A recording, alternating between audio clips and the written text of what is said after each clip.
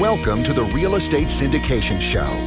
Whether you are a seasoned investor or building a new real estate business, this is the show for you. Whitney Sewell talks to top experts in the business. Our goal is to help you master real estate syndication.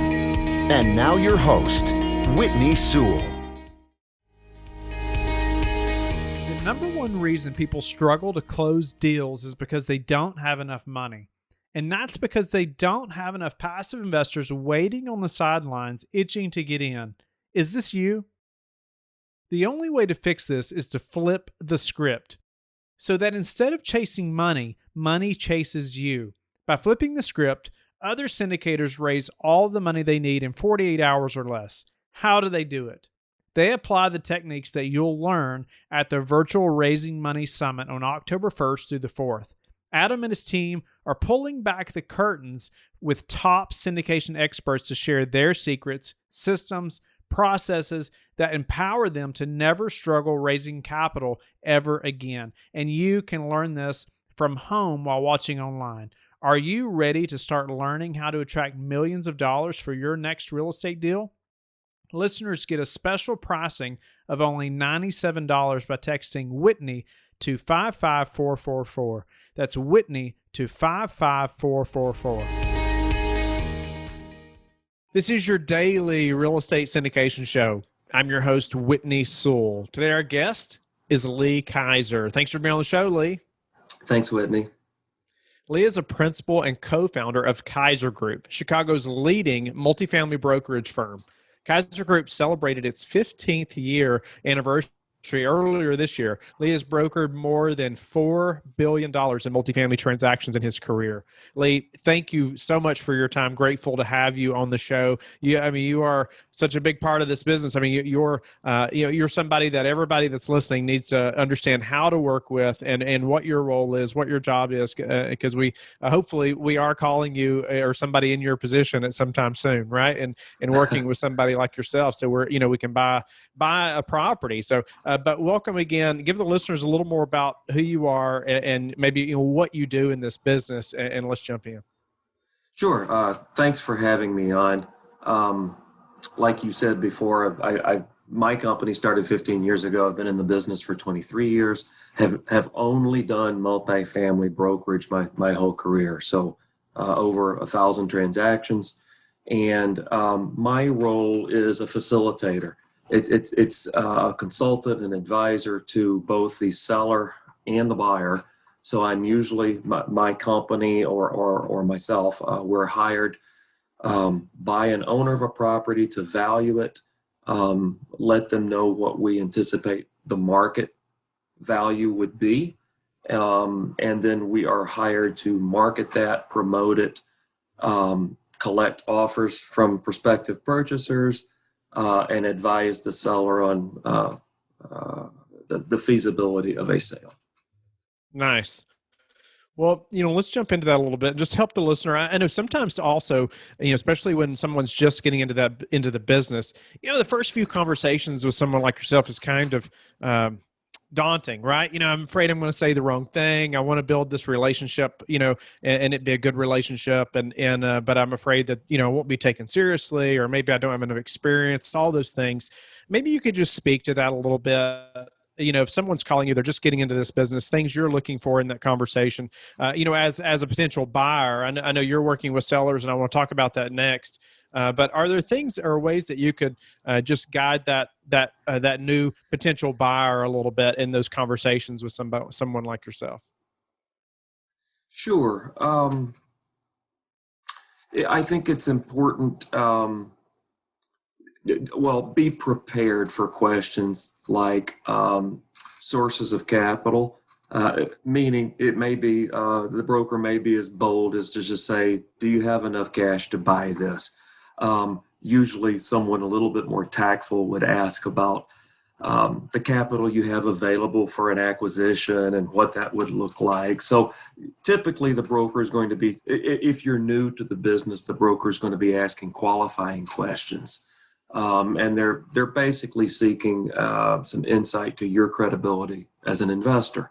I think that it is critical especially if you're a syndicator and you will be going out perhaps once you have identified a target to raise the capital for that acquisition, that you disclose that. And it's important for the broker to understand that a professional broker will not be disqualifying of that, but rather would be embracing of that, and would probably seek to understand your plans better, and could advise whether or not the subject property or the particular seller client is a good match for that kind of process. But they'll ask a lot of questions about your qualifications as an investor. They'll probably also start probing your experience with the property type. Do you understand mechanical structures in the building? Do you understand the architecture and the repairs needed, etc.? And this is all going toward understanding who you are as an investor and the probability that the property you're currently analyzing is a match.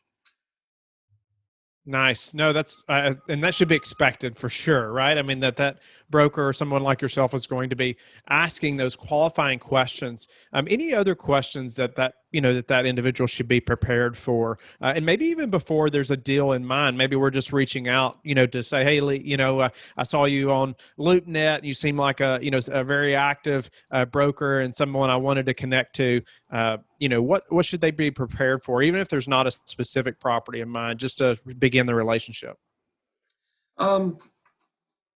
I think the more you can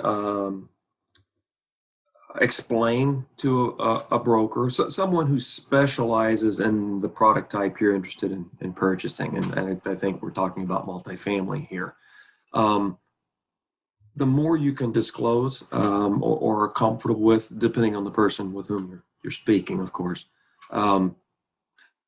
Goals, business plan, target range of acquisition, general areas you'd be interested in, and mainly professing what you don't know, and just I think the more forthcoming you are with your spectrum of knowledge, with where you are in your trajectory. A good broker will help fill in those gaps for you, can actually be instrumental in helping you build a plan with a higher probability of effectuating it. Nice. So you got to step out and have some of those conversations, right? Even if the first one's not very successful. Yeah, learn a little, right? And it's a double-edged sword for a buyer, because most times that broker is indeed a seller's representative and is hired to achieve a certain end, but a good broker is not a salesperson, but like I said in the beginning, a facilitator. That they advise, they consult. Every single client we speak with is ultimately going to be selling the property that they are buying, and so it's more of a role where you are an investment advisor, not a salesperson, if you're a true professional.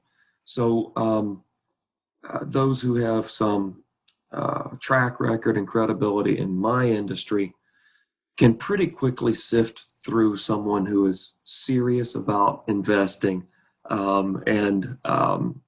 I actually have very much enjoyed my journey with many clients from their very first properties, when I knew a whole lot more than they did, to years later I'm learning all kinds of things from these people and what they've experienced, and it's a great relationship over time. So I would say my advice is, if you feel you have the right person, be as forthcoming as possible and trust in some guidance that this person can give you. Yeah, no, great advice, and I love that it's a long-term relationship, right? I mean, we hope to do many deals with the same brokers and working together. But I would also add, and I've heard other people say this as well, and if you're wanting to buy properties in Chicago and Lee's the guy you're wanting to connect with, but you haven't had conversations with a broker yet, call a broker in Birmingham or Dallas or somewhere else to kind of get some reps under your belt first. Would you say that's advisable, Lee? Um, yeah, absolutely.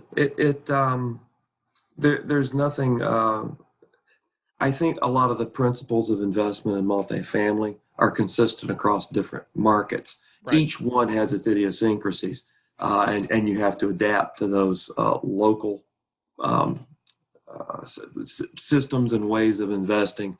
But generally, it's advice will hold true across geographic regions. So, yeah, regardless, if you call somebody in Chicago like me just to find out more about how investments are handled, whether you ever choose to invest there or not is not relevant. Yeah. You don't need to tell the broker I'm never coming to Chicago. But no, I actually talk with people all around the country who call seeking advice. They'll find me on LoopNet. They'll find me through situations like this that our publicist has set me up to speak Yeah. with. And I'm happy to talk with anyone, anywhere, just about any time. It's a business of networking and building relationships. So most of those people I speak with are not ultimately going to be direct clients of mine. But I know someone in a new area. I'm able to refer. They're able to Right. refer, and we're all in the same industry. So, as long as you've been in multifamily and this industry, I just love to hear, like, why multifamily for you, Lee? Why is that your choice? I mean, to spend this many years in and investing in and working with people. Um, why multifamily versus other commercial real estate product types, or Sure. versus other residential product types? Yeah. Well, I Either guess, way, either yeah. way. I mean, you've been hyper focused on multifamily, and there's, yeah. Why multifamily? Well, I have to say my choice to go into when I decided to go into commercial real estate brokerage, my choice to go into multifamily was a fluke. I was at a big national company. It happened to be the spot they had available, so I jumped in both feet. Over time, I've stayed with it, and I've come to appreciate that it's kind of a unique asset class in commercial investing, and it's as simple as, Whitney, everybody needs a place to live. And so it is probably the least susceptible to economic shifts of all the commercial real estate product asset classes. And I have found that it's the most resilient whenever there is a significant correction. And we have been through many. It's usually the very first to rebound and to come back out of it. And I think it is as simple as the fundamental concept that everybody needs a place to live. But yes, everybody needs a place to live, but people also buy houses and condos and all that. So why am I in multifamily? It's also not a business-driven investment is not driven by emotion or personal choice. It's an investor who purchases a building. It's a business decision. It's based in analytics and numbers. My father was a builder of single-family homes in North Carolina, and I grew up as a construction guy, and out of college I was a carpenter, and my dad said, "Hey, he's pretty good with people. Let me put a tie on him. I'll stick him in the model house on the weekends." And I was working selling houses, and I didn't understand people's decisions, because how can you understand someone's emotional reaction to something? It's unique to the individual, and everything could seem like it was perfect and then it goes a different way, and there's no logic to it. In multifamily, there's logic to the investment. And while everyone may not agree with your analysis or your logic, it's based on analysis, not on emotion. So Love that. I tend to gravitate toward that.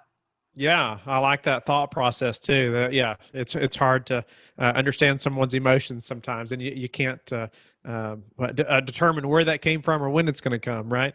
The type of emotion. So no, that's a great answer. And on that respect as well, or on that same thought, helping that seller now, in multifamily, you had mentioned like anticipating the market value or helping that investor understand the value of a property. Let's talk about that a little bit, and how you all do that. So you have a relationship with a owner, and they're going to sell a property. Could you just kind of walk through a little bit how you're going to determine that value and helping that seller to understand the value as well? Sure. So it's not a simple process. Right. There's a lot to consider, and the variables are the functional obsolescence of the property, meaning the age of the property, the systems, the capital expenditures needed, recent renovations, just the whole physical side. Then there's the operational side. Is the property being leased and operated efficiently and where it should relative to an average product in the same market? Tenure of ownership. It's very different when someone has owned the property for 3 or 4 years and is looking to make a move versus someone who's owned it for more than 30 years. And all of these come into play. Really, a broker will take a baseline measure of what the market is in general, meaning where should the unit type, a 1-bedroom, a studio, a 3-bedroom duplex, whatever it is, where should that unit in this condition be renting in the market?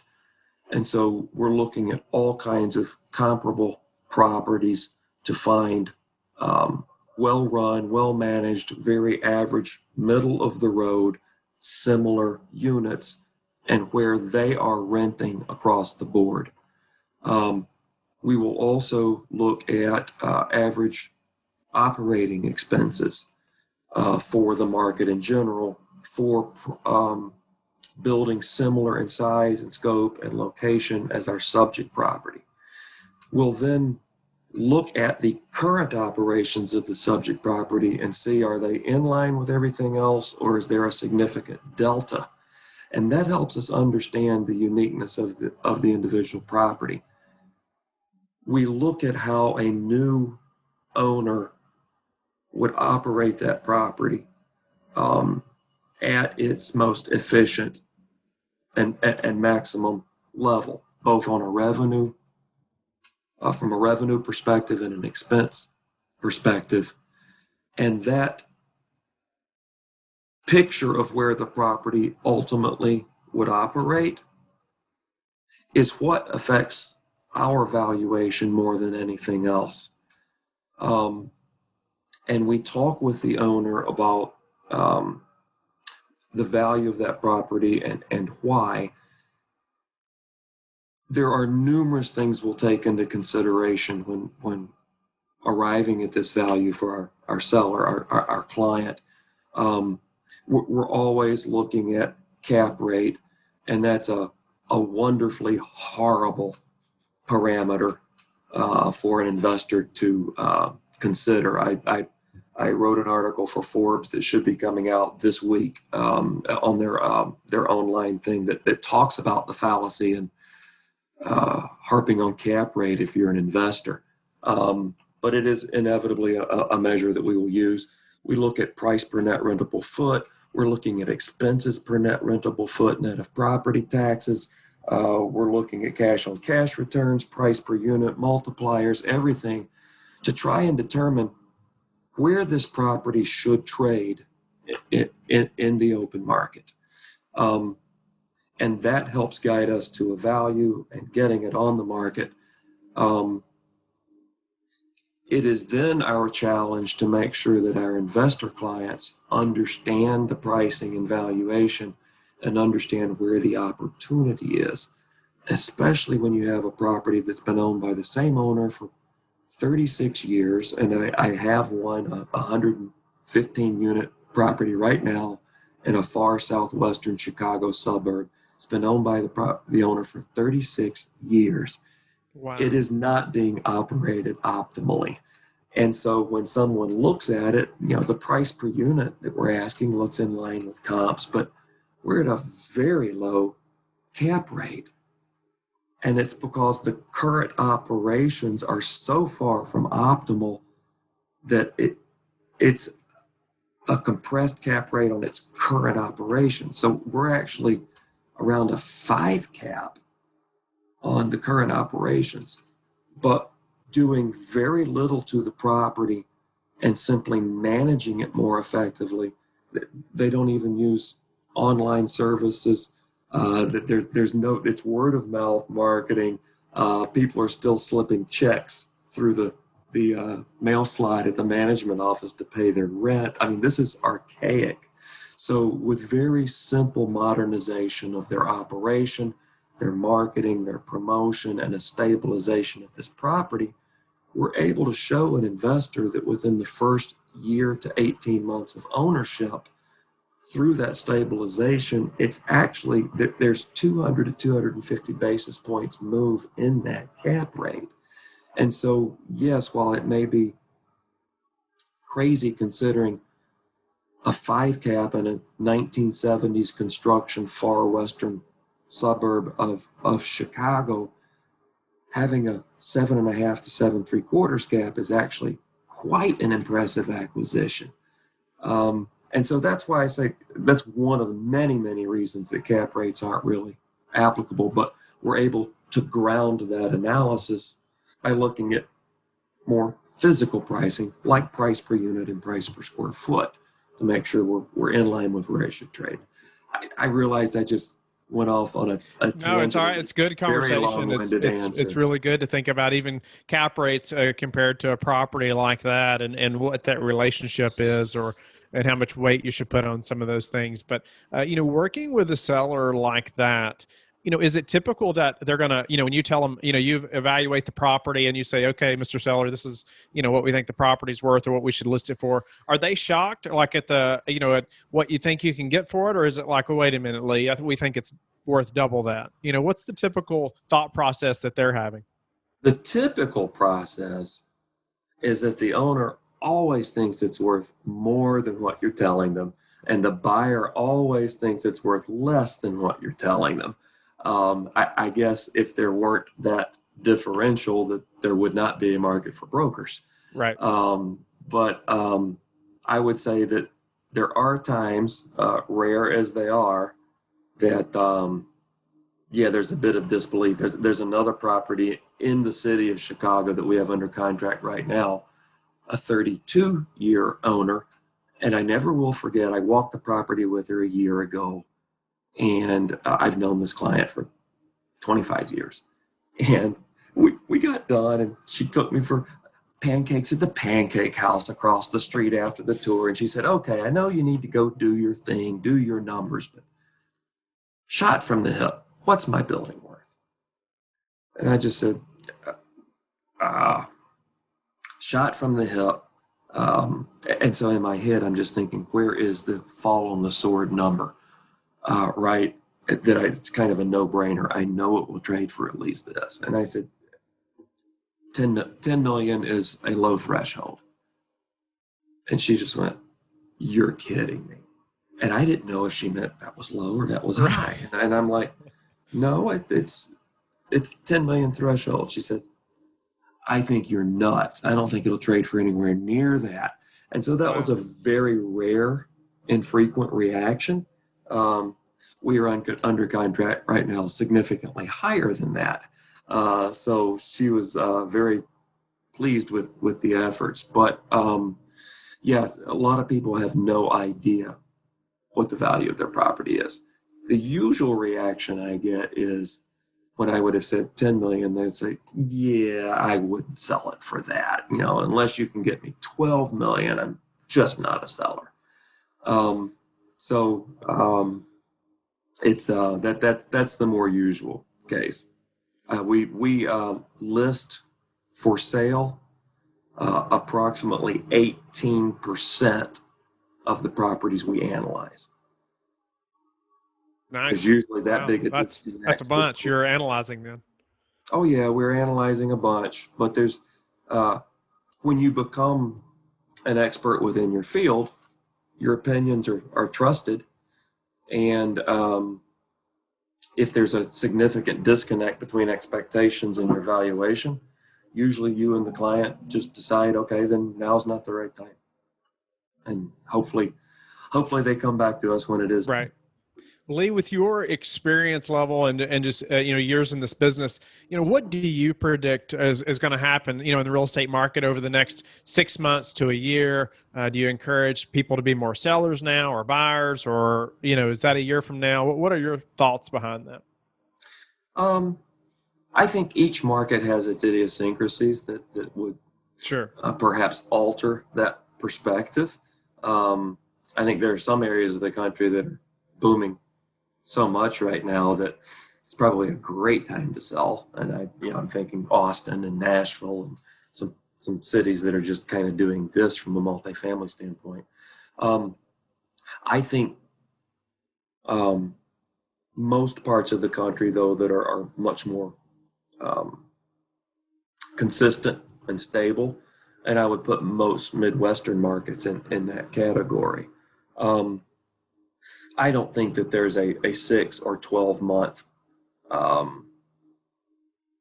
event on the horizon that will significantly affect values enough to say now's the time to do X, buy, sell, whatever.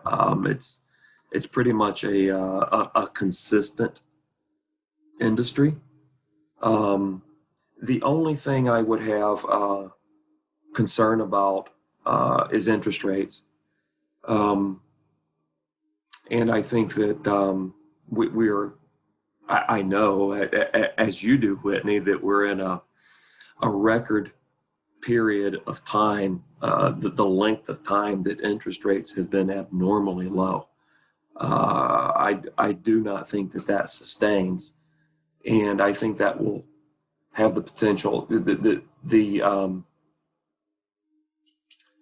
The rise in interest rates that inevitably accompany periods of economic growth will have an effect on the investment value of property. So I would say watch for that inevitable increase, and plan your acquisitions or dispositions with those changes in mind as you're watching what I believe in the coming months will be a steady increase of interest rates. Watch how it affects the values, and time appropriately. I think that's probably more important if you're selling a property than if you're buying. And again, I don't think that it necessarily will have a dramatic enough move that we see values go down. But I do think that it will have an effect on the rate at which a property will appreciate in value. And I think that curve of appreciation, as interest rates begin to rise, that curve of appreciation will flatten. So when you're looking at the time value of money and your investment, not for that 32-year owner, but for the 3 to 4 year owner, I would watch interest rates carefully, and try to time a disposition around periods where it's not really that dramatically affecting the appreciation curve yet. What's a way, Lee, that you've recently improved your business that we could apply to ours? Oh, wow. I found myself earlier last year looking in the mirror and realizing with some of the gray hair now, oh, I've been doing this a long time. And like that 32-year owner, okay, I haven't been that long into the business, but are there better ways of doing what I do? And so at the end of last year, my partner and I made the bold decision to hire someone who is better at figuring that out than we are. So we hired a COO, and first thing the COO did was take a look at all things Kiser Group for 3 months, and then bring a report and say, you want to grow? Here's the tough decisions you have to make. And so this year we have literally been tearing everything apart. Staff, workflows, technology, our CRM, everything, and rebuilding it the way it needs to be to propel us towards growth. My advice that's what has occurred with my business in the last 12 months. I would say my advice would be, you said what might be applicable to you and your audience is, always be honest with yourself, and always look for better and more efficient ways of doing things. Don't think that there is a single right way to do something. And even for the earliest investors, choose your mentor, choose someone who can advise and help you get started, but learn from everything that you did right and wrong in that first transaction and adapt and change for the next one. And I see you nodding your head and looking at your trajectory. I think that you have gone through that grad school very quickly. We've worked hard at those things you just mentioned, documenting things so we can improve them every time, every process. I'm messaging my assistant, different people on our team all the time, if different thoughts I have, I'll put this on this process, or we need to do this next time, or, it's just a constant thing. But I like how you mentioned like hiring somebody to help with even thinking through this. I think can just, put you so much further down the road, because there's systems and processes that somebody else knows how to implement that you hadn't thought of yet, that could just put you so much further, down your path of success, as opposed to trying to figure things out the hard way, for years and years. Lee, what's been the number one thing that's contributed to your success? Wow. I think it's different for the company than for me personally. So I'll only talk about me personally. I think it is whether I have in my DNA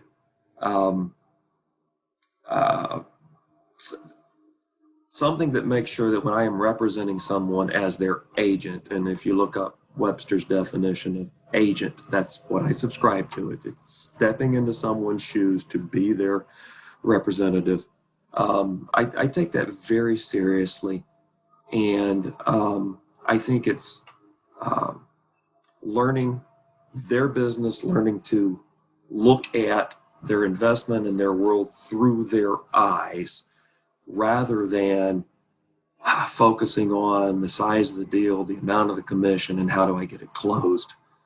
And if you focus on meeting the client's objectives rather than your own objectives are met as a byproduct of that primary initiative. And I think if there's anything that has helped me personally, it's being able to really remove my own needs from the equation and focus solely on what my client has hired me to do. And I think if there's and that leads you in all kinds of paths. Sure. Always within the bounds of ethics and morality. Right. But you have to follow what your client needs done, not what you need done. And as a byproduct of that comes success in the field that I'm in. Lee, how do you like to give back? We have a lot of things that I talked about my partner before. My partner is Stella Kiser. She's also my wife. She's our general counsel for our company, and we work very closely together on almost everything. Yeah. Well, we'll leave that alone. But no, there are a variety of things that we like to do. As a company, though, Kiser Group has actually found an organization in Chicago that helps disadvantaged youth. It's quite an extensive program of housing, education, and placement. And we've worked with this organization a lot in Chicago's most challenged neighborhoods. And with the kids who are in this, they're mostly high school age kids. And I'm smiling because we just had a Zoom call. Everything's virtual now. So instead of getting together with these kids, we did a Zoom where we had 60 high school kids on a Zoom call with us. And we're just talking to them about, because they're interested in learning about commercial real estate and apartment buildings, and just talking with them about this world that is all around them, because they all see these buildings. Most of them live in an apartment building, and not having any idea of the business and the economics that are involved in this, and being able to work with them and show them a different perspective on the world, and just watching the lights come on in their minds as they saw this. As a company, we like this organization a lot. We work very closely with them, and as a company, that's how we give back. That's incredible, Lee. I wish I'd been exposed to this industry, at an early age like that. So that's awesome to give back in that way. And probably, tons of people are going to look up to you, that are trying to get into this space from those Zoom calls. So Lee, thank you again for your time today. I'm just grateful for you just sharing, getting started in this business, the relationship between, somebody new in this business and somebody like yourself that's so experienced on the brokerage side, and just the importance of that relationship. But then also working with a seller and just anticipating just the market value of a property and helping them understand the value. Just grateful. Tell the listeners how they can get in touch with you and learn more about you. Sure. The last name has no A in it. It's Kiser. And you can go to kisergroup.com and you can find whoever you want there at our company. And we're easy to get in touch with, easy to find. Thank you for having me on. It's been my pleasure talking with you. And I look forward to watching your success and the trajectory of your company and following this podcast as well. Thank you, Lee. Thank you for listening to the Real Estate Syndication Show, brought to you by LifeBridge Capital. LifeBridge Capital works with investors nationwide to invest in real estate, while also donating 50% of its profits to assist parents who are committing to adoption. LifeBridge Capital, making a difference, one investor and one child at a time. Connect online at www.lifebridgecapital.com for free material and videos to further your success.